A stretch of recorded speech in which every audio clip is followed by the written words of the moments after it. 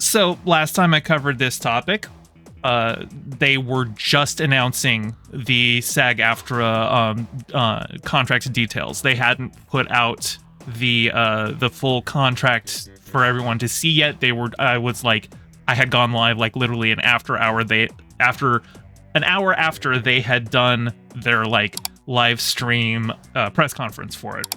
And so now that it's a week later, we can see the actual summary of the tentative agreement, and there have been concerns about the AI provisions in the contract. So I figure, why don't we go ahead and go over it all and see what people are saying. So here we have the summary of tentative agreement, and this is what is this? Oops. Wrong button. Sorry. This is a 17-page 17-page document. So we'll have quite a bit to go over. I'm probably going to skim over a bunch of this because a lot of it is just going to be like, legalese and like, just numbers and stuff like that. But for stuff that's relevant, we can go over that. So first, we got the scope, terms, and wages. The following terms describe the tentative agreements reached for successor agreements to the 2020 Producer SAG-AFTRA Codified Basic Agreement, and the 2020 SAG-AFTRA Television Agreement.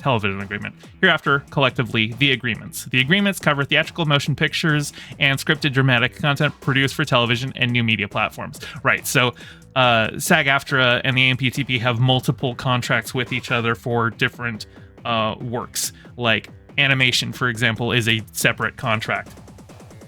So this one is specifically for live action television and theatrical acting. That's also why like you had reality TV and like talk shows. Those are on a separate contract. This is what this one is for. The successor agreements go into effect November 9th, 2023. So that was pretty much right when they announced the end of the strike, and continue through June 30th, 2026, in which case we'll probably go over all this again. Hopefully not to the point where they need to do another strike, but they've got the contract, so anyway. And then minimums. This was a big one that they were talking about. Minimums shall increase by 7% effective November 9th. By another 4% effective July 1st, 2024, and by another 3.5% effective July 1st, 2025. And these minimums, it's the minimum rates that they're paying everyone. So, like, this is the actor's minimum wage. And these percentage increases are above what the writers got in their contracts. So this is one way that they made out ahead. Now, when we went over the writers' contract, they got basically everything they were asking for. And that's really not the case here with the SAG-AFTRA agreement. There's a lot of compromises that we're going to see that were made in terms of getting an AI agreement, and that's where most of the controversy comes in. So because of that, here we've got the artificial intelligence. It's right up front, but I actually want to come back to that. Let's go take a look at what some of the other stuff that they've done first. That way we can go back to the AI agreement, because that's probably going to be where most of the concern is. So let's jump ahead. There's a streaming bonus for high-budget SVOD programs and streaming payment distribution fund. This was one of the big things that Fran Drescher was talking about, is that they needed to get a new source of revenue for the actors. And this is basically another form of residuals based on partially based on performance, but also there is another pot that just gets distributed to basically everybody, regardless of how well their show performed, so long as it was on a streaming service. And so the streaming bonus for high-budget SVOD seasons of series, miniseries, and long-form pictures that have initial exhibition on or after January 1st, a success payment shall be due if the viewing time in the first 90 days of each exhibition year is equivalent to the production being watched by 20% or more of the domestic subscribers to the SVOD service. Now, 20%, that's quite a lot. Like, are they judging that based on 20% of people who logged into the service that month, or 20% of all subscribers? Because if it's 20% of all subscribers, there are people who have the subscription but haven't been watching anything. And if they get counted as non-watchers, that's gonna screw over a lot of actors. The total domestic streaming hours over the first 90 exhibition days is divided by the total runtime of the picture, parts, or episodes of a season to determine the domestic views. The success metric is calculated by dividing the domestic views by the total number of domestic subscribers. If the result is a figure greater than or equal to 0.2, the bonus is paid on that program. The bonus shall be equal to 100% of the applicable fixed HB SVOD residual payable for the application. Yeah, okay, like I said, a lot of this is going to be legalese, but what it is 75% of the bonus money plus applicable benefit fund contributions will be paid directly to the performers whose pictures triggered the payment. And then the streaming payment distribution fund, this is the big thing. Subject to legal review and subject to certain conditions, the parties will create a jointly trusteed fund to administer additional payments as streaming bonuses to be paid to performers on motion pictures made for initial exhibition on SVOD services using a distribution methodology to be determined by the trustees. So this fund has been created, and they tabled the discussion of how it's going to be paid out for a later date. But Fran Drescher said that what she was concerned about is getting this started. She didn't want the perfect to become the enemy of the good, and so they don't know yet how the 25% is going to be distributed, other than 75% of the bonuses go toward the high performing shows and 25% goes into a fund that they can jointly decide how they're going to distribute that toward other actors on the service. Yeah, the trustees to the fund shall adopt distribution guidelines that will govern the payment of fund monies to performers. Payment is due 60 days after the end of the quarter in which the 90-day measuring period for domestic views is complete. It's due 60 days, but Hollywood is notorious for for being delinquent on payments, so we'll see how that one holds up. But and residuals, advance payment of residuals for contracts entered into on or after the first Sunday, that is 1 year after the AMPTP receives notice of ratification. The salary above which advance payment of residuals is allowed shall increase to $9,500 from $8,000 for primetime reruns of a half-hour show, $12,500 from $11,000 for primetime reruns of a 1 hour or longer show, and $11,000 from $9,500 for other residuals.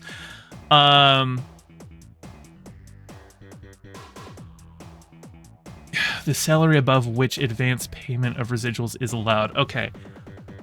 So I think this is, advance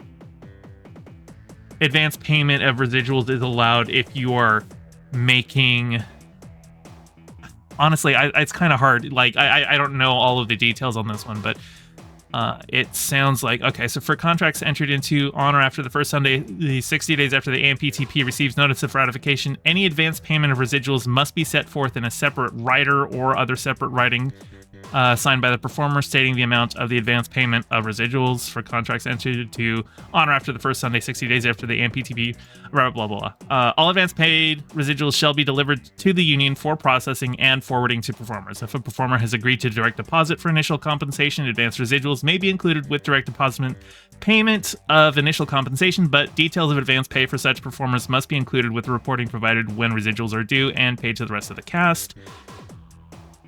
Yeah, the residual payment, honestly, let me just skim through the residual payment.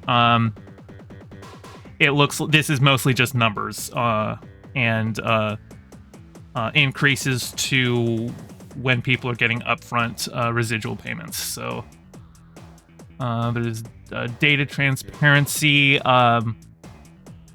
Commencing with the first calendar quarter after the AMPTP receives notice of ratification and subject to confidentiality agreements. This was one of the things that was kind of a compromise. Producers shall provide the following information for all covered high-budget SVOD programs. 1. The total number of hours streamed on their related/affiliated SVOD service in the United States and Canada during the preceding calendar quarter. 2. The total number of hours streamed outside the US and Canada during the preceding calendar quarter, to the extent such information is available to the rated and related affiliated SVOD service. And 3. The running time of the high-budget SVOD program. So Hollywood has been very secretive, or in particular, the streaming sites have been very secretive about their streaming data. Like Netflix has been notoriously tight-lipped. Like back when everything was just on TV, we had the Nielsen ratings to go on to know how popular a show is. But in the streaming area with Netflix, because Netflix doesn't show numbers on how many people watched a show, a lot of that stuff has to just be kind of estimated. And there's a lot of people who are like, well, I have no idea how well my show is doing on Netflix because they won't tell me. And the actors wanted just, full transparency on this, like, just open up Netflix so that everyone knows what the ratings on everything are. But it sounds like the best that they were able to do was to say, okay, we will let the guild see that information so long as it remains confidential. So they don't want to make it public, and it sounds like they're limited on what they're actually showing them. So this was a compromise. This was not what they were going for, but it gives them some access to it. Promotional runs of network TV on linear TV modify this provision to be available. Okay, so that's just... yeah, again, a lot of this is going to be less interesting, but limited theatrical exhibition under TV. Renew the sunset that allows for gross receipts-based residual and add one-time high-budget SVOD picture, 66 minutes or more in length, to the types of productions that can utilize this provision. Increase the distributor's foreign gross thresholds by 3%. New media inspections will be conducted on an annual rather than semi-annual basis on 30 rather than 10 days notice, and access to agreements may be provided remotely or over the internet, such as through a secured link or digital locker. I don't even know what a new media inspection is. The network primetime rerun ceilings and other residuals formulas not mentioned above remain the same as 2020. Okay, so these are residual formulas that were not changed from the last contract. Okay. Anyway, yeah, like I said, so that was the residuals thing, so that was going to be a lot of like numbers and figures and not the most interesting thing.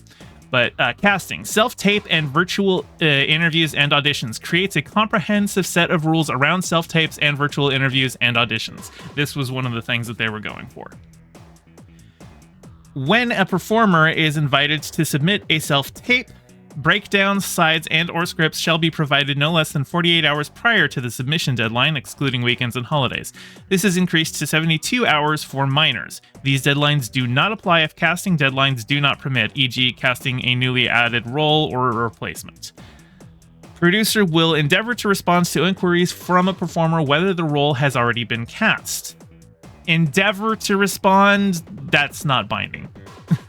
Yeah, that's this is nothing.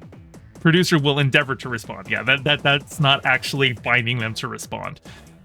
Performer may not be asked to perform more than 8 industry standard pages for a first self-tape or 12 industry standard pages for a second or subsequent callback. Performers with disabilities may request reasonable accommodations for materials in a format accessible to the performer.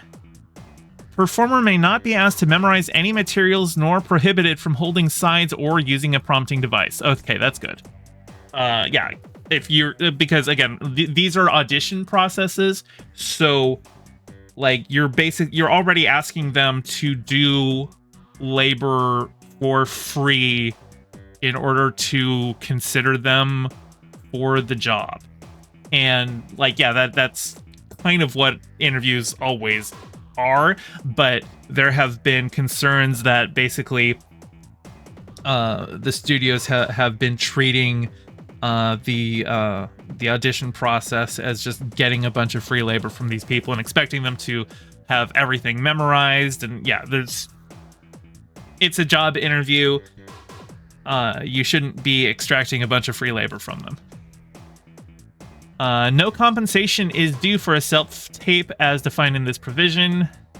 Performer may not be asked to record at a resolution higher than 720p, nor use any uploading or delivery site that is not free, nor asked to use any editing software or specific equipment. That's good. Yeah, they're actors, they are not studios. They should be able to film this on their phone.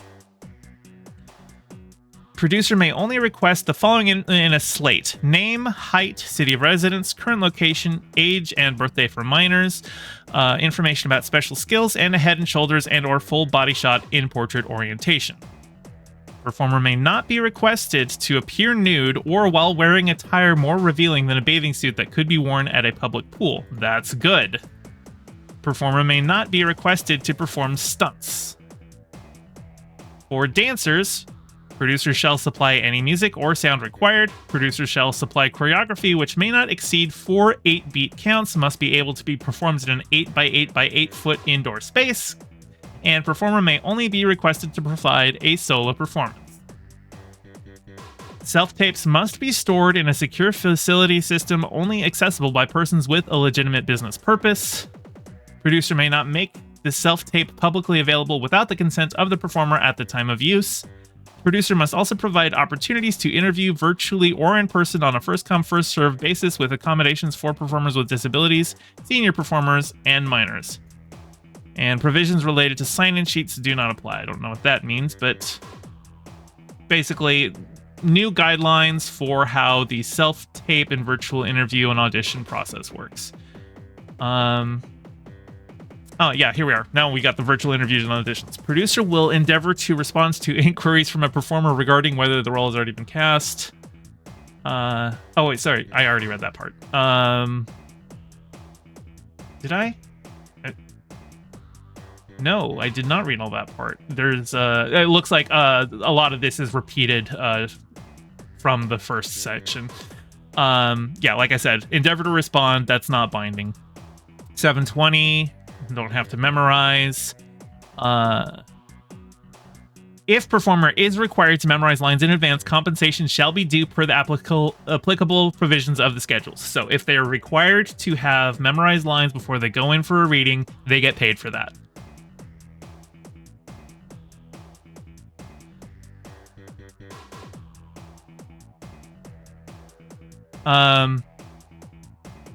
Where are we going? Yeah, again, a lot of this is just repeated from the previous ones. Yeah, this is all basically repeated from the self-tape. General casting calls. When a producer conducts a casting call, performers may not be charged a fee to access the casting notice or information related to casting call, and may not be charged a fee to upload a self-tape or otherwise submit themselves for the role being cast. Producers may not give preferential treatment to a performer on the basis of whether they have paid a fee to a casting service. And the union and the AMPTP will meet during the term to discuss differences in rates offered to performers for roles in various geographic markets. Okay, so like I said, a lot of this is... Yeah, we're going to skim through some of the rest of this. They've increased the pension and health cap. Contribution ceiling for half-hour TV or new media motion pictures increases from $1,500 to $15,000 to $25,000. Now, for the pension and health thing, I've actually got a thread from Anthony Rapp, who is an actor on Star Trek Discovery, and he was also part of the negotiating committee, and he has a little bit more to say about the pension and health contributions, because this is a very short segment, but Anthony Rapp explains it a lot better. So here we go. One of the provisions of our new contract that I'm especially proud we achieved isn't as easily digestible as other provisions, but it's so important, increasing the caps or ceilings on pension and health contributions. I'll do my best to explain the wonky details. For more than 40 years, if you made more than a certain amount per episode of work in episodic TV, including for streaming services, the studios would stop contributing monies into our pension and health fund for any dollar made over that cap or ceiling.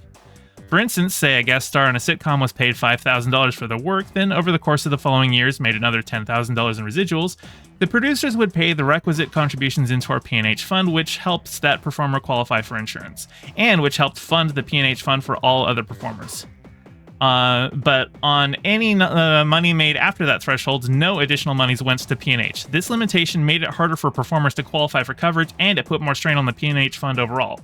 When I first entered union service 2 years ago, I was horrified to learn that these caps hadn't been increased in over 40 years. Moreover, I was told that the AMPTP had been utterly intransigent in even considering increasing them. I was briefed on these facts alongside Fran, who was also new to union service and, like me, was being educated on our contracts and our negotiating history as we ran for our respective elections.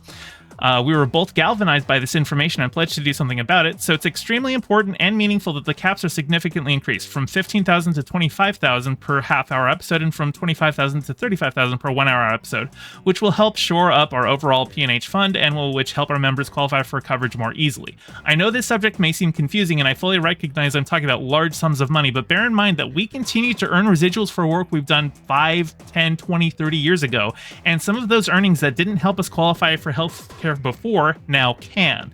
It's but one of many significant breakthroughs we achieved in our new contract, and it's about one which I'm particularly proud. I'm more than happy to answer any questions about this and other provisions to the best of my ability. Yeah, so Anthony Rapp explains that pretty well, but now in an ideal world, we would have, single payer healthcare for everyone so that we wouldn't need so much on this, but this isn't just the health fund, this is also the pension fund. So having a higher cap on how much the residuals can go into that fund is going to help actors with a body of work build up more contributions to their healthcare and their pension fund. So that's a pretty good one. Okay, now we've got performance capture. The producers have confirmed that performance capture services are covered work in live-action theatrical and television motion pictures, as well as animated theatrical motion pictures, subject to the following conditions. This is the first time that performance capture, I think, has been explicitly stated in the contract, which is wild because performance capture has been around for 20 years. It's been around since, Lord of the Rings, since Andy Serkis. So it's good that it is now officially codified as covered work. A performance capture actor is a performer who is employed to provide facial emotional expressions and body movements as part of a dramatic performance that is directed by a director, including second unit directors, and is intended to be incorporated into digitally created characters appearing in the motion picture. Performance capture, blah blah blah. We know what performance capture is. We've all seen the behind the scenes stuff from the Lord of the Rings. We know who Andy Serkis is. We know that he played the monkeys in the Monkey movie. We know what the green morph suit with the tennis balls looks like. So this is just codifying that performance capture counts under this contract.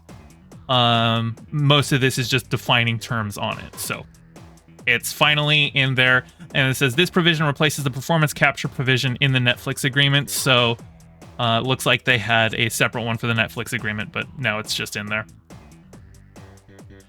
Schedule F and other schedule breaks. So I don't know what Schedule F is. This looks like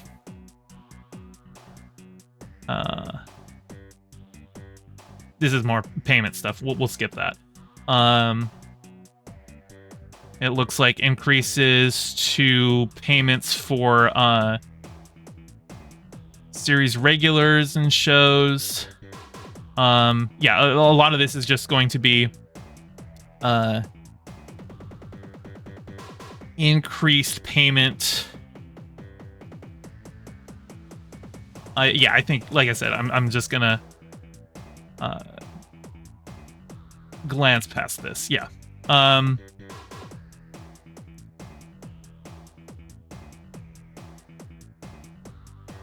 What is this? Franchise projects.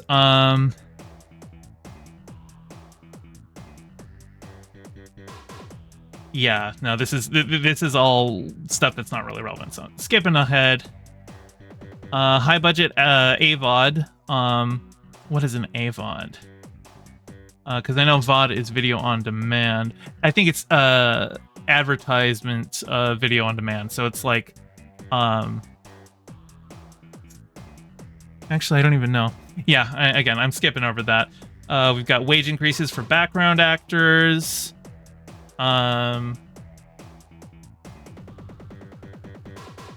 Background counts. Increase the number of background actors to which Schedule X Part 1 applies as follows. From 22, excluding swimmers, skaters, and dancers, but including certain stand-ins, to 25 on television motion pictures. And from 57 to 85 on theatrical motion pictures. So television, motion pictures. Okay, so this looks like it increases the amount of work for background actors. I think it basically has like a minimum amount of like paid background work per production. I think that's what that is. And there's increases for stand-in as rehearsal actor. Stand-ins engaged on half-hour multi-camera series who are required to rehearse and or perform, whether on or off book, in the role of a cast member with other cast members during any run-through, will receive an adjustment of $150 for the day. So if they're, just reading lines for the other people, they get $150 for that day. Okay. Photo doubling. Background actors required to do photo doubling and memorize and deliver scripted dialogue on camera will receive an adjustment of $150 for the day. So basically the same as that. And tolling of late penalties. Clarify that under Schedules X Part 2, if there's a dispute over the amount due to a background actor and the undisputed amount is paid on time, late payment will not accrue during the pendency of a bona fide dispute. I don't know what that means. Stunt coordinators, fixed residual. Stunt coordinators working on television and new media pictures who do not perform on-camera stunts will participate in residuals as a day player for television reruns, high-budget SVOD residuals, and certain other exhibitions such as foreign free television.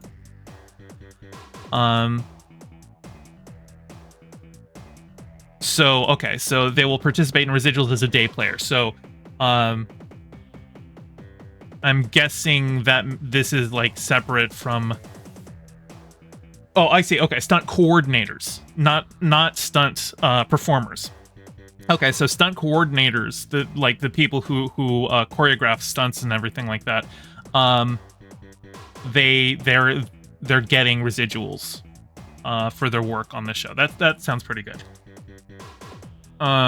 Singers, vocal contractor fee to be paid on top of any multi-tracking and or sweetening. Singers who are required to dance, whether in rehearsals or on camera, receive 25% additional of the applicable dancer rate. And I think, likewise for dancers, they get that if they're required to sing or lip sync. There's no separate rehearsal rate for dancers. Rehearsal rate for dancers is now identical to on-camera rate, which is good. Honestly, I would say that for dancing, especially rehearsals, I would probably pay higher than on camera because rehearsals tend to be a lot more strenuous than the actual performance because you're going to be doing that on you're going to be doing things more often. For the performance, you got it once and then you're done. In rehearsal, you're doing it over and over and over again, and you're still learning it, so there's more possibilities for accidental injuries to happen as you are coordinating with everyone and learning the dances. So yeah, it's good that it's at least the same as on camera, but I would argue that rehearsals should be paid more. Producer to make best efforts to ensure dancers access to a warm-up holding room that is adjacent to set. That means nothing. Best efforts doesn't mean anything. Best efforts means, oh, I looked, I couldn't find a room for you. Sorry, guys. Did my best effort. Holidays, effective January 1st. Oh, and I see Axel says, are you going to play Mario Wonder after you're done with your topics? Yep, I'm going to play some Mario Wonder after that.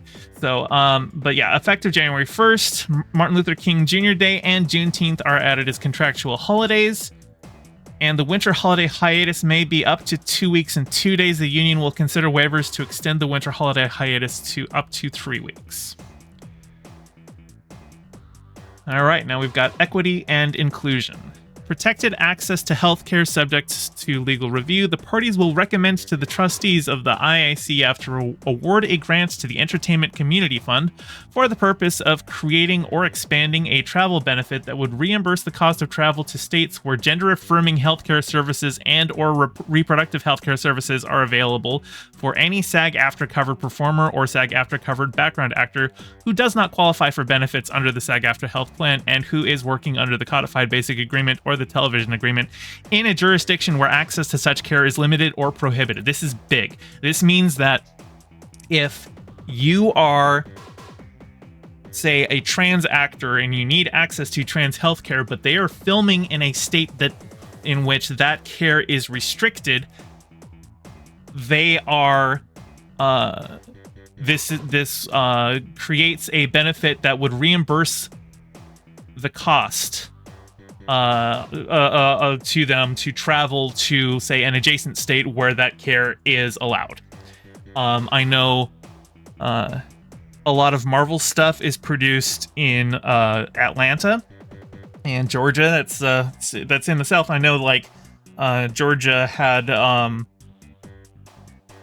bit of a blue wave going with it in 2022, but it's still part of the South. I don't know exactly where Georgia stands currently on trans healthcare, but I do know surrounding states, particularly Florida, are really bad for that. So having here say, okay, well, we got to film in the South, you're cast for this and you're filming in the South, giving them a travel benefit. So say maybe on weekends they can fly home and visit their doctor, and this gets covered for them. That would be good. The parties will recommend to the trustees of the SAG-AFTRA health plan to expand the current travel benefit related to reproductive health care to cover gender-affirming care. Yeah. Translation. A performer may not be required to translate their own dialogue at any time, in addition to the current prohibition on translating other performers' dialogue at any time, including in connection with auditions, interviews, tests, but producers may bargain separately with performer to provide such non-covered services.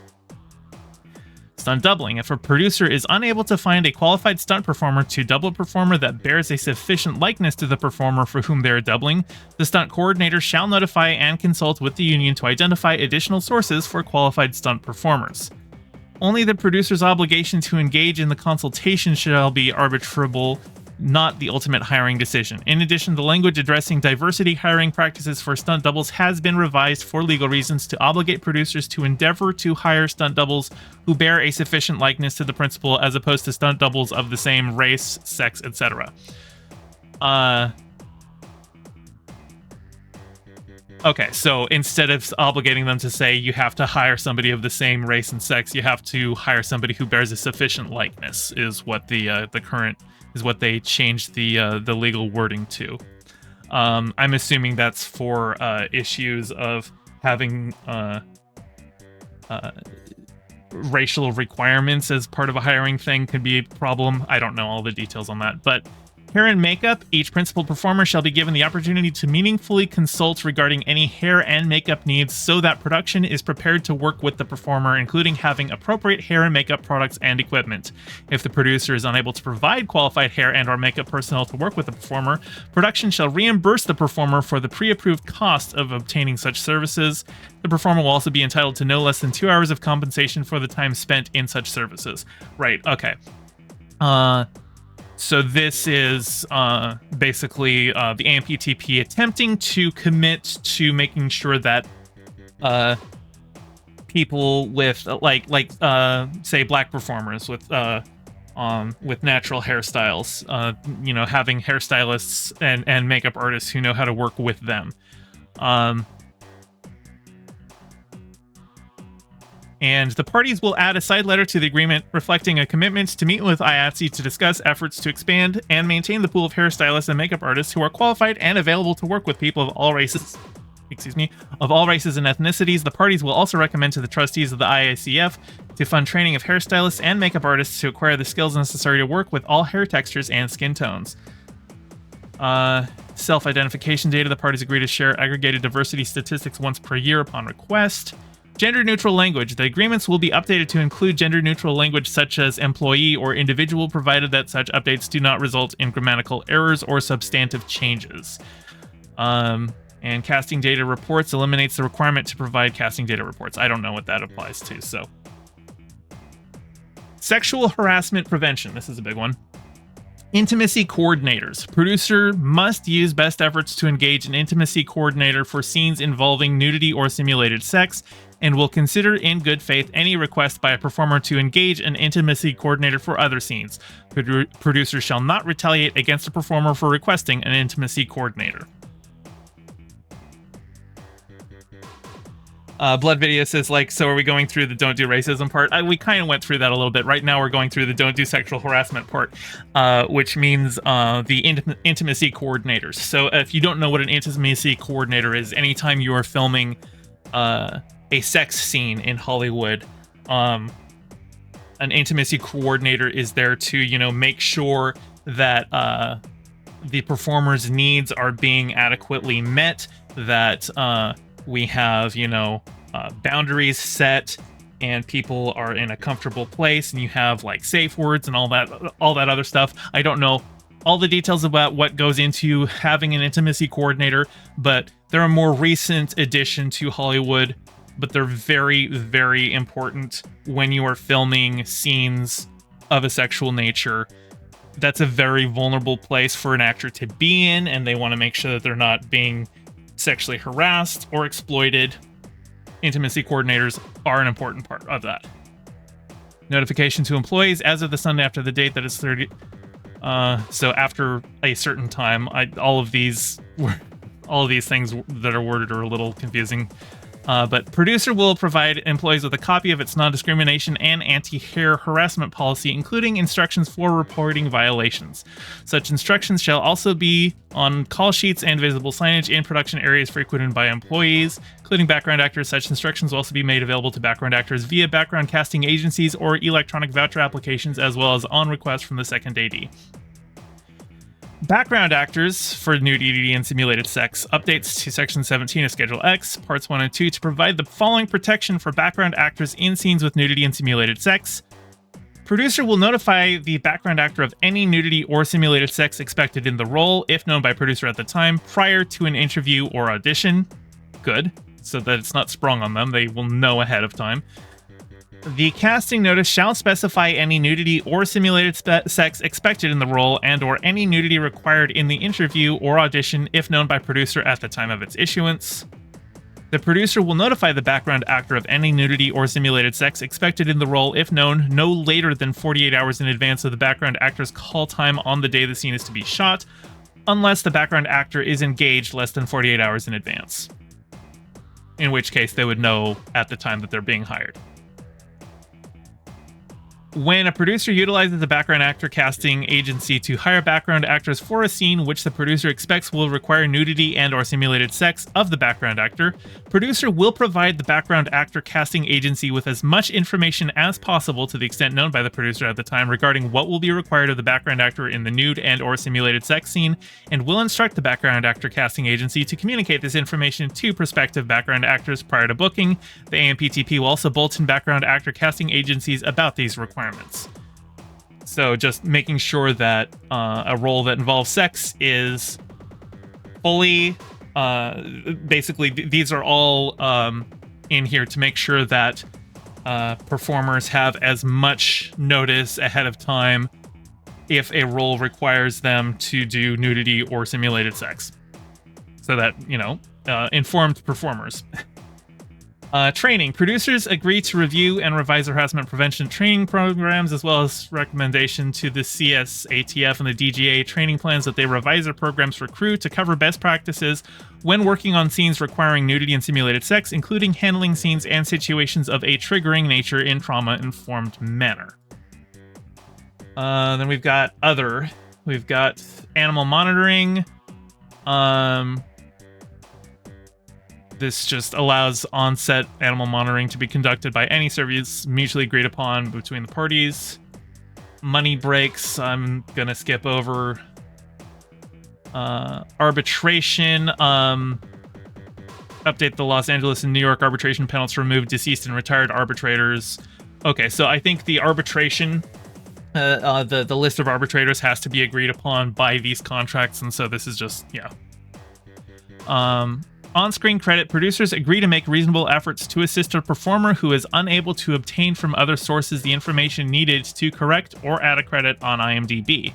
Background actors may contact the applicable background casting agency for such assistance, and the AMPTP will advise the major background casting agencies that they should make reasonable efforts to assist.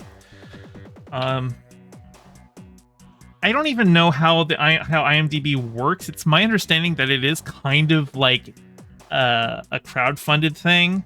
Or or sorry, not a crowd-funded thing, crowdsourced. Like, it's kind of like a wiki, but like a wiki that has a lot of, industry people working with it. So I don't know exactly how that all works, but it sounds like here they want to make sure that background performers can get their IMDb credits, because I know like a lot of places will just check your IMDb credits to see if you've done any work. So it's helpful to have a page that you can point to so that people can quickly. It's like an actor's LinkedIn.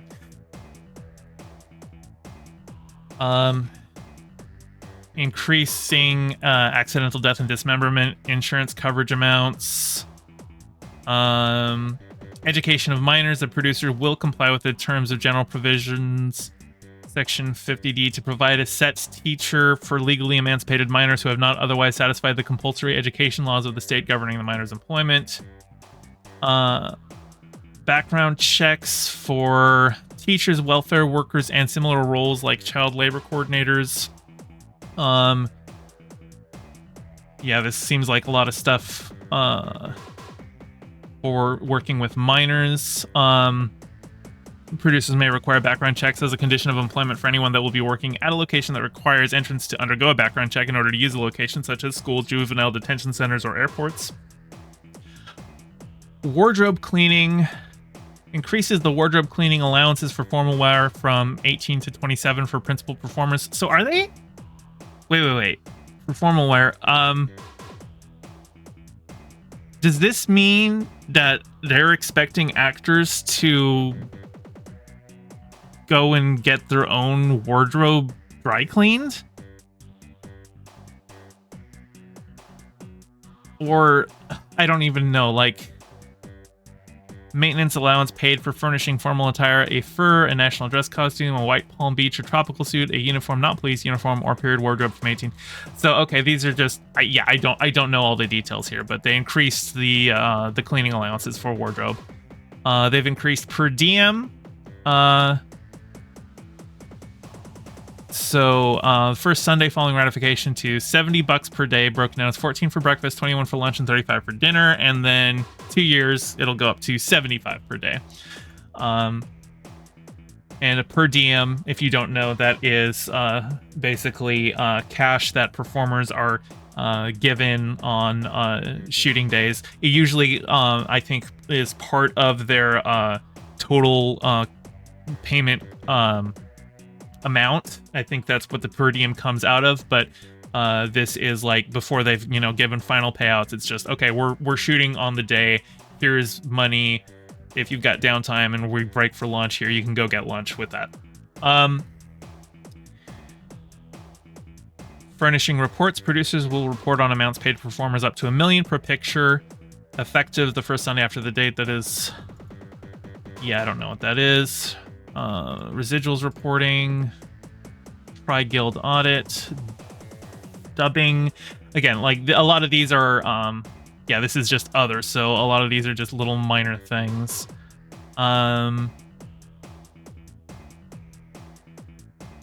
Renewal of expiring clauses. Yeah, I'm not reading all of that.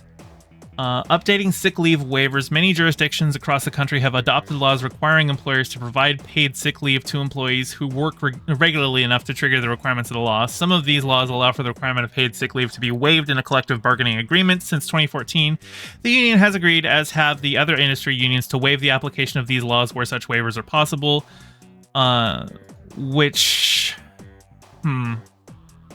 Interesting. The list of waived ordinance was updated in the cycle to include paid sick leave ordinances that have been enacted in the past 3 years. So, so they have waived their sick leave payment requirement. I guess. Yeah, I don't know that I like that one, but that's. If you're sick on a day when you're filming, you're not really getting anything. It's not like you're you'll get that work back later. Like, you're filming days that you need to be filming. So if you're sick that day, they can't film that thing. I guess that's the reasoning behind it. But anyway, oh, and then this is just strike suspension agreement, right? Because they've got the agreement, so they're ending the strike. With all of that out of the way, let's jump back up to the main one.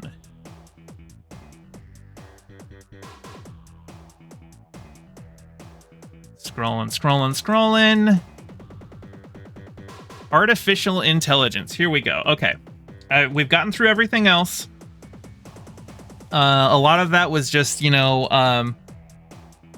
very dry. And some of the languages here is also going to be very dry, but fortunately, we've got other sources that we can look at for it. But here we go. Artificial intelligence. This was one of the things that, when the deal was announced, they said that they had secured huge protections for. But as this came out, and as people who are a little bit more knowledgeable about AI were looking at it, it sounds like the protections may not be as good as people are thinking. So let's go ahead and get into it. Effective date, I don't care about that. Digital replication and alteration of performers. Establishes definitions and coverage for creation, use, and alteration of digital replicas of performance. Creation and use of two types of digital replicas: employment-based digital replicas and independently created digital replicas. And actually, this is going to... There's actually an infographic that explains this part better. Okay, so there's the two different kinds of replicas: the employment-based digital replica and the independently created digital replica. So employment-based is created during a performer's employment with their physical participation and used to portray that performer in scenes they didn't actually shoot. Consent, mandatory consent for performers for creating and using their digital replicas. Consent not obtained before death must be obtained from an authorized representative or the union. Clear contracts with a reasonably specific description of the use and additional consent requirements for use in additional projects. That means that if they want to use it in a second project, they have to get additional consent from you. Now, right here, and some of this language is going to be repeated on the other one, but it must be obtained from an authorized consent not obtained before death must be obtained from an authorized representative or the union. I know that there are concerns with that, in that generally the argument is make a best effort to find a next of kin, somebody who can manage the estate of the actor. But for a lot of people, they're not gonna bother. They're just going to go to the union because the union is allowed. And so I know a lot of actors have been making sure that they have next of kin registered with the union. Either that, or they just basically say to the union, if I am dead, consent is just completely revoked. You can't, SAG-AFTRA does not have the authority to consent on my behalf on this. But we'll get into that more. So compensation. Performers are generally entitled to compensation, including P&H, for the creation and use of the replicas and for use in additional projects or other mediums. Residuals paid for use that would normally generate residuals. So if they've created a replica of you and that replica is acting on scene, in which a regular actor could do the same thing, you're basically getting paid residuals for that kind of a thing. And then the independently created digital replica. Digital replicas created often using existing materials and used to portray the performer in scenes they didn't actually shoot. The consent. Producers are obligated to obtain consent prior to use from the performer. Consents not obtained before death must be obtained from an authorized representative or the union, and clear contracts with a reasonably specific description of the use. Compensation is residuals freely bargained. I don't know if I like that. The freely bargained generally means that there might be some guidelines from the union, but any compensation paid to the performer for use of the independently created digital replica will be subject to pension or retirement and health contributions. Okay. Digital alterations guidelines. Clear and conspicuous consent must be obtained to digitally alter the performer's performance in previously recorded material unless it remains substantially as scripted, performed, and/or recorded. Producers will provide a reasonably specific description of the intended alterations. If lip or facial movements are altered to make it look like a background actor is speaking and dialogue is added, they will be upgraded to a day performer.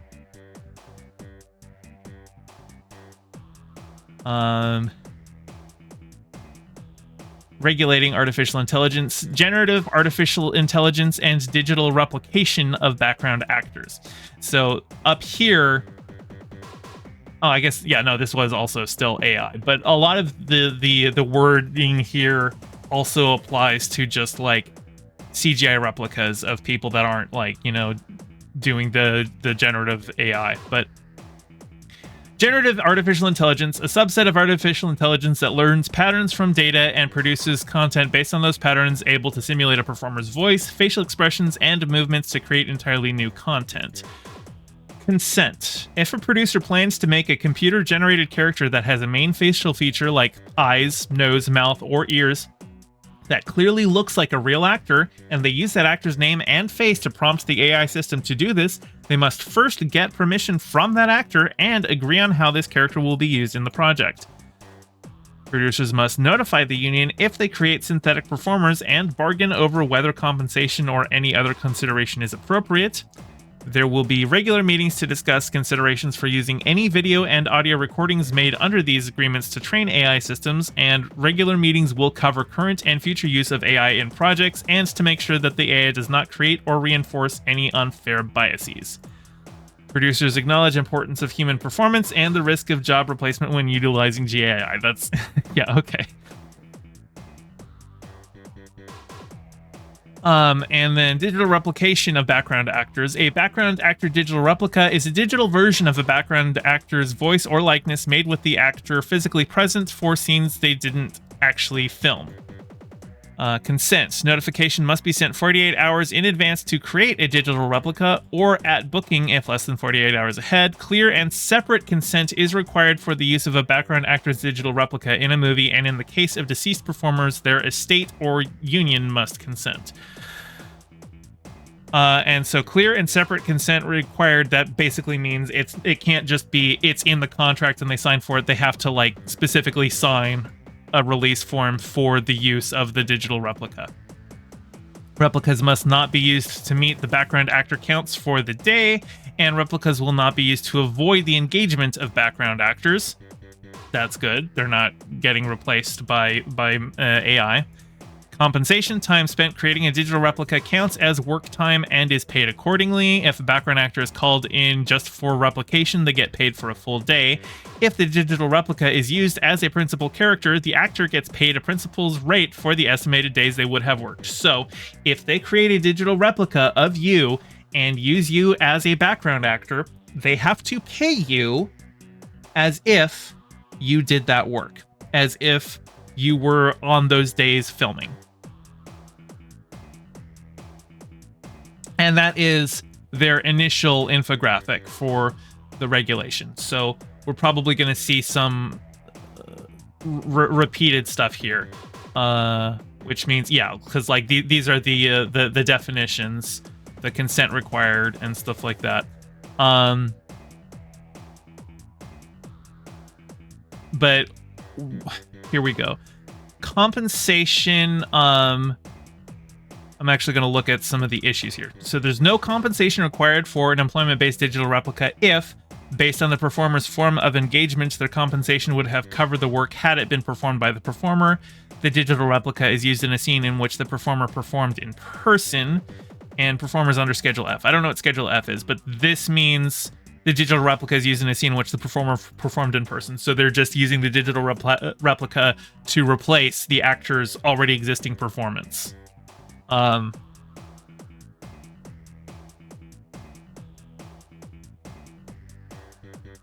Use other than in the motion picture for which the performer was employed. Consent in separate bargaining. Consent must be clear and conspicuous. Must include a reasonably specific description of the intended use. Consent at time of use, not initial employment, except that consent for use in another identified project may be obtained at initial employment, provided that a reasonably specific description of the intended use is provided for each identified project. Performer is also employed in the other identified projects or is deceased at the time the other identified projects commence production. Consent continues after death unless explicitly limited otherwise. If performer is deceased and consent is required, it may be granted by an authorized representative of the deceased performer, or if representative cannot be found by the union. So what this means is if they've got your digital replica and they want to put you in another film, they have to get your consent to do that. We've got the independently created digital replica, which we went. There's exceptions for use. Exceptions for uses if they would be protected by the First Amendment, e.g., comment, criticism, scholarship, satire, or parody use in a docudrama or historical or biographical work to the extent protected by the First Amendment. This right here, I have some concerns. So there is a TV show that I have been reviewing that I quite like, called For All Mankind. And in the second season, it was set in the 80s. Ronald Reagan was president, and he showed up a couple of times. He was usually like doing like a video call with somebody, but they did an AI generated, like they did like a deep fake of another actor who was like doing a Ronald Reagan impersonation so that it then looked like Ronald Reagan. And now Ronald Reagan, pretty sure he was a member of SAG since he was, a film actor and everything. Obviously, as president of the United States, that kind of supersedes whatever, acting stuff that he had done. And I don't know that he was still a member of SAG when he was in the office and stuff like that. But the idea that they can take your likeness without paying you for it, if so long as it's like a docudrama, like say they're doing stuff about your life. I don't know how I feel about that at all.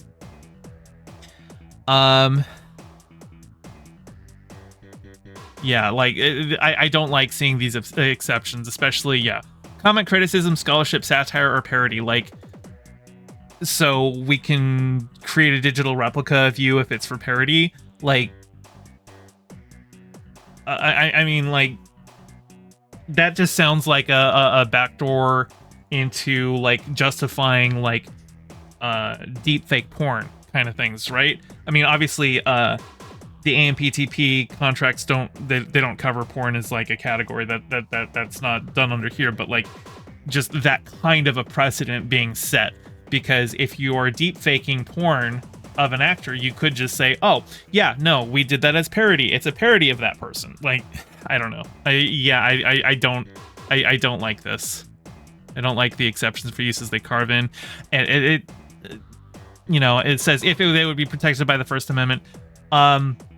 So obviously there's, free speech concerns, but there's also like, does taking somebody's likeness and manipulating it to make it look like they did things that they didn't do, is that something that it really is First Amendment protected? Like, I mean, if you make it obvious that it's not actually them, then that's one thing. But again, I guess this goes outside the scope of the contract itself, and more just in terms of issues with AI deepfake stuff in general. Blood Video Company says Reagan does not deserve being in a union after what he did. Oh yeah, no.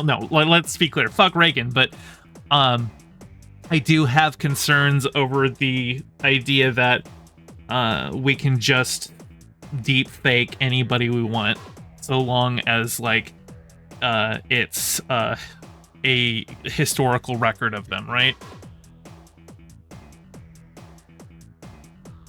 Digital alteration. Consent required to digitally alter a performer's performance in photography or soundtrack previously recorded by the performer.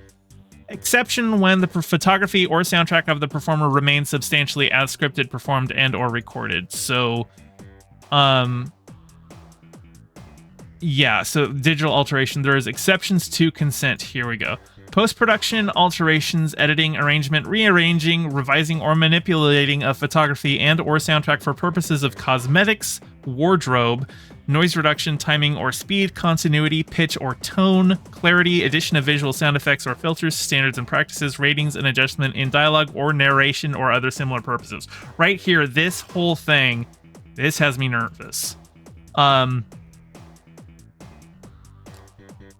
Adjustment in dialogue or narration or other similar purposes. That sounds like a really wide umbrella of them not having to get your consent to using AI to alter your performance. Before AI, if you needed to alter the performance, you would either use CG to recreate the person, or probably cheaper to just reshoot the scene. Or you would ADR lines and use shots from behind them so that you don't have to get the lip match, right? But here, adjustment in dialogue, that sounds like something ADR, that sounds like something that would be covered, like that they would get paid for. Is this like saying if it's a minor change in dialogue, we can just go ahead and generate your voice? And not get your consent for it. But yeah, under any circumstance when dubbing or use of a dub is permitted under the codified basic agreement, adjusting lip and or facial or body movement and or the voice of the performer to a foreign language or for purposes of changes to dialogue or photography necessary for license or sale to a particular market.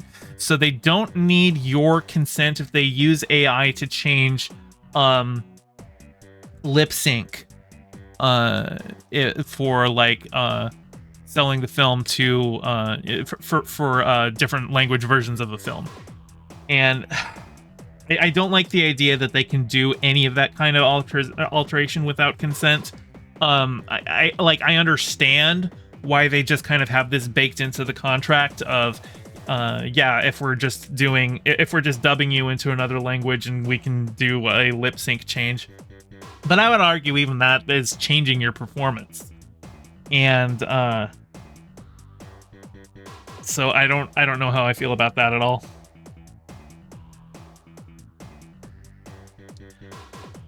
Yeah, again, so we did go over, this was like the just the general infographic from what they put out. And I think instead of reading through all of the specific details here, what I have is a thread from Justine Bateman, who's a writer, director, and producer, who is also a software engineer and has a lot of opinions about AI. And this thread about AI was doing the rounds last week, and I thought I would go over it. Axel says, is it okay if you just call me Fesh? Yep, that's fine. You can call me Fesh.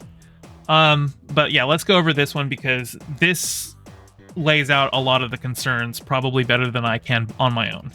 So, SAG actors, I want to make you aware of some of the language in the AI portion of the tentative SAG agreement. Though SAG leadership made much effort to protect members in AI, there are many issues you should look at. I have saved the most serious issue for the end. If a digital double is made of you during a film, they must get your consent and inform you of their intentions for its use, except when the photography or soundtrack remains substantially as scripted, performed, and or recorded. This is going to be left up to the studio and streamer's interpretation, and so any subtlety regarding how you chose to look or move for the character during the shoot could potentially be changed. Your hair, your clothes, your makeup, etc.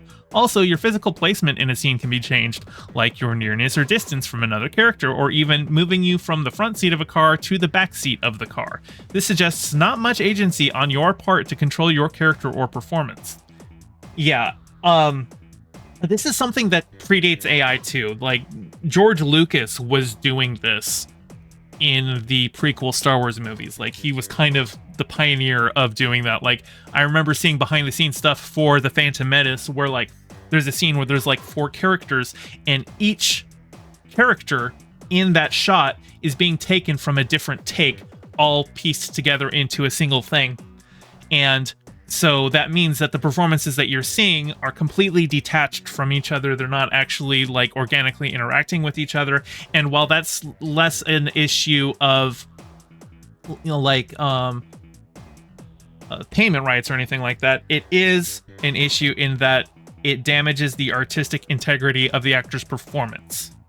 And I think that's something that really does need to be taken with that, Under digital double use other than in the motion picture for which the performer was employed, it says that no additional compensation shall be required for use of an employment-based digital replica that was created in connection with employment of a performer who was employed under Schedule F. It appears that if you were paid Schedule F for the first film, you don't get paid for the sequels where they're just using your digital double instead of you. I suggest members get sharp clarity on this, and I don't even know what Schedule F covers.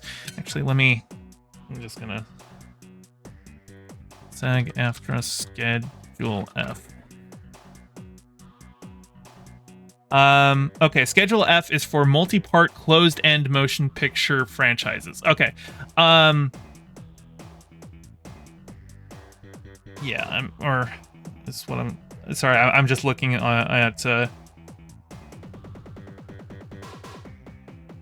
Okay, so a Schedule F SAG contract, also known as a deal performer contract, is used to employ an actor on a film or television show for a specific period of time. So it's as opposed to a daily or weekly contract. And, okay. If a digital double was made of you in a separate manner on another film or privately made by you, it's referred to as an independently created digital replica. There is no minimum compensation listed for studio streamers to use an ICDR of you in any film they want, only consent. You will apparently need to negotiate any compensation on your own. Neither consent nor compensation is necessary to use your digital double if the project is comment, criticism, scholarship, satire, or parody, a docudrama, or historical or biographical work. So you could find yourself in a project you never consented to, doing things you never were informed of for no compensation at all. This is the First Amendment argument the GAI tech companies are fond of trotting out. Another consent exemption is granted to adjusting lip and or facial or body movement and or the voice of the performer to a foreign language or for purposes of changes to dialogue or photography necessary for license or sale to a particular market. Substitution of swear words is not new, but that your body movements would be changed suggests you'll be used like a type of ragdoll in post-production. There are still a few concerns with the background performer's details, but there's one that stands out as especially sad. If the producer uses a background actor digital replica in the role of a principal performer, the background actor shall be paid the minimum rate for a performer had they performed those scenes in person. So if an extra is bumped up to a principal cast member, they never gets to experience that position on a set, but you get a check after the fact. And the most serious of them all is inclusion in the agreement of synthetic performers or AI objects resembling humans. This gives the studio streamers a green light to use human-looking AI objects instead of hiring a human actor. It's one thing to use GAI to make a King Kong or a flying serpent, although this displaces many VFX and CGI artists. It is another thing to have an AI object play a human character instead of a real actor. To me, this inclusion is anathema to a union contract at all. This is akin to SAG giving a thumbs up for studios and streamers using non-union actors. This would be like the Teamsters putting in their contract that it's A-okay for the employer to utilize self-driving trucks instead of them.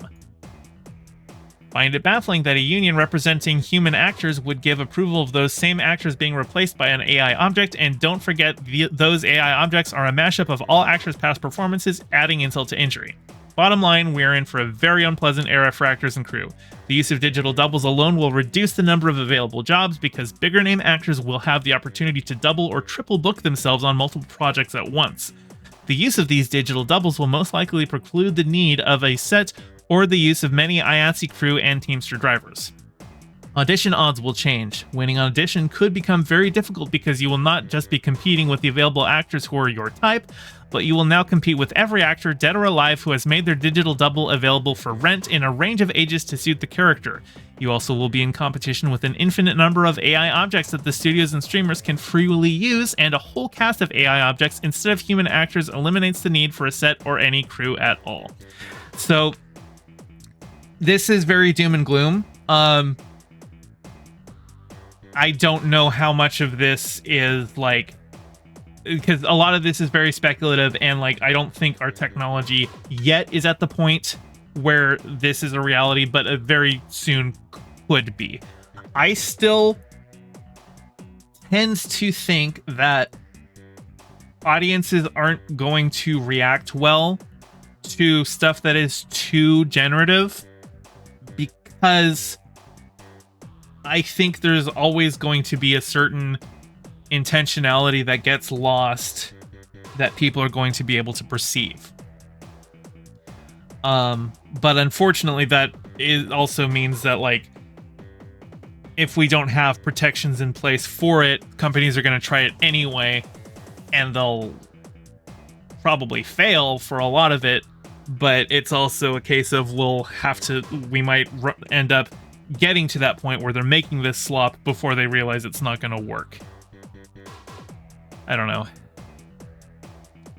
You are a complex and remarkable human. Don't let the CEOs convince you otherwise. Seek out filmmakers and showrunners who value your basic worth and committed to human workers on their projects. These are the ones who will make work that matters. We're going to be okay, just hold on. There's an additional protection I find missing from the SAG AI deal. Protection for past work against those actors' performances being face replaced or reskinned using a digital double or a human-style AI object. An example would be repurposing Friends for Latin American audiences. Generative AI can be used to face replace all the actors with known or synthetic Hispanic faces in order to capture that market. I do not see a protection for past acting jobs that protects against this. Here is a demo video that contains this tech.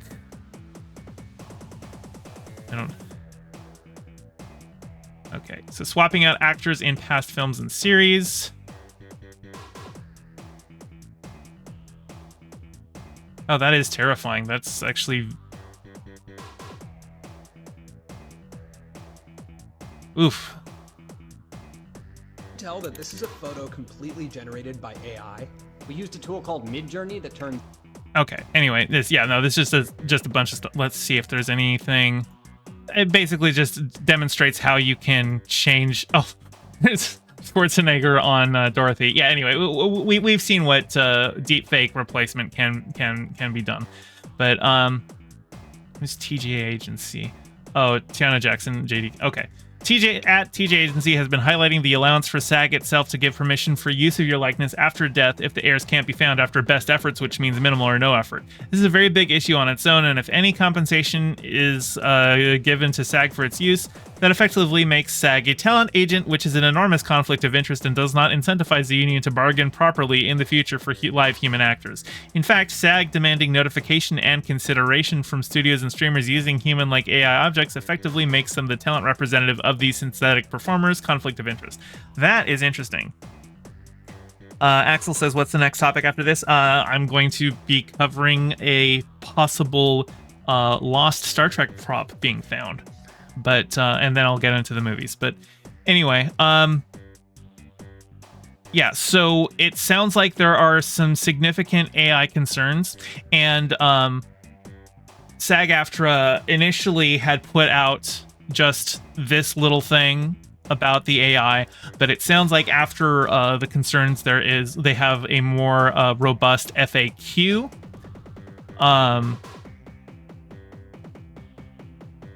And I don't think I'm going to go over every single thing here, but let me see.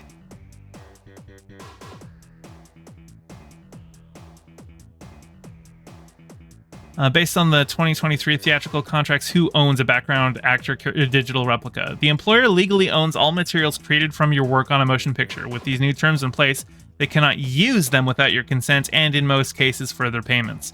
The consent requirement is an exception to the rights the employer otherwise has under copyright law. The consent requirements in the agreement are exceptions to the employer's legal rights that the union was able to achieve through bargaining. So, there's actually, yeah, okay. This probably is the most relevant question, is why can't you just ban AI on signatory projects? Although there are members who took the concept of banning AI to the picket lines, it was our goal to put guardrails around AI, not wholly ban it. Even if we wanted to ban all AI, federal labor law constrains what we can bargain, limiting it to mandatory subjects of bargaining, those that affect wages, hours, and working conditions, and permissive subjects, those that are allowed if the parties agree to bargain them. AI encompasses both types of subjects, and it isn't entirely clear where the line is given the current state of technology. A ban on AI, while it sounds good in theory, could have significant unintended consequences, particularly as we cannot control companies with whom we don't have a bargaining relationship. It's kind of a tepid response, but it kind of is. You are limited in how much you can ban companies from using AI. I think there needs to be better federal protections on that. I know Biden has been directing some executive order federal regulation on the use of deep fake technology and stuff like that. But this is a really big contract, and the actors got quite a lot in it. And there are some guardrails for AI use, but I think one of the big takeaways is just going to be making sure that I know I've talked to some SAG members in private, and they said that they're just going to make sure that it is on file with SAG that they do not consent to use of their image after their death. That way, if the producers get lazy and don't look for a next of kin and just go to SAG, it just gets rejected. And so I think a lot of actors are looking to that. A lot of actors have been talking to their lawyers about that. This is not the end of the AI battle in Hollywood. There are some guardrails in place, but we're still very new to this technology, and it's kind of hard to say where it's going to go. But anyway, they got a lot in their contract.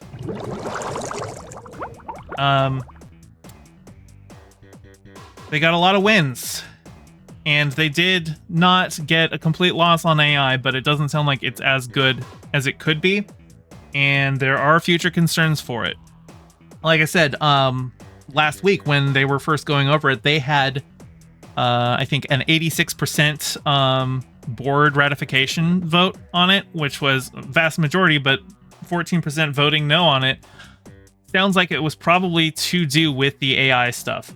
We'll see how the ratification vote goes for the contract itself.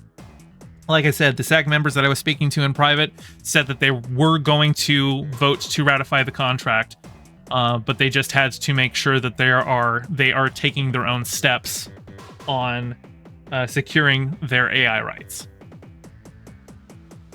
and making sure that SAG-AFTRA doesn't just give studios the okay to use their likeness after death. Hey, thanks for watching. I'm trying to get my channel monetized, so your view means a lot.